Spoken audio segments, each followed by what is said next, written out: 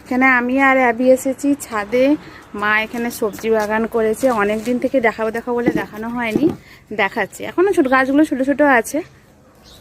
আর এই পুরো ছাদটাকে নেট দিয়ে ভালো করে ঘিরে দেওয়া হয়েছে, কেননা আমাদের এখানে বানর আসে, আর বানর এলে গাছের কোনো অবস্থা রাখে না, সব গাছ খেয়ে নেয়।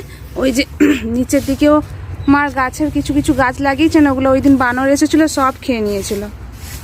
আর এই ছোট্ট আম গাছটায় দেখো কত সুন্দর, এখন বকুল এসে গেছে গাছে। এখানে হচ্ছে কুমড়ো গাছ লাগিয়েছে। আর এখানে সব গাছ আছে, লঙ্কা গাছ, বরবটি গাছ, ক্যাপসিকাম গাছ, আর এটা হচ্ছে ব্রকলি গাছ। আর এখানে টমেটো গাছ, তারপরে এখানে আছে বেগুন গাছ। বেগুন গাছগুলো খুব সুন্দর হয়েছে। এখানে মার কোলে আছে অ্যাবি, আর বাপি নিচে আছেন, এখান থেকে দেখছে ও বাপিকে। গাড়ি নিয়ে গোটা ঘুরিয়ে আনতে টাটা করে দাও, হাসিটা দেখো তার। আর আমি এখানে গাছের ভিডিও করছি, আর অ্যাবির টার্গেট হচ্ছে আম গাছের পাতা ছিঁড়বে।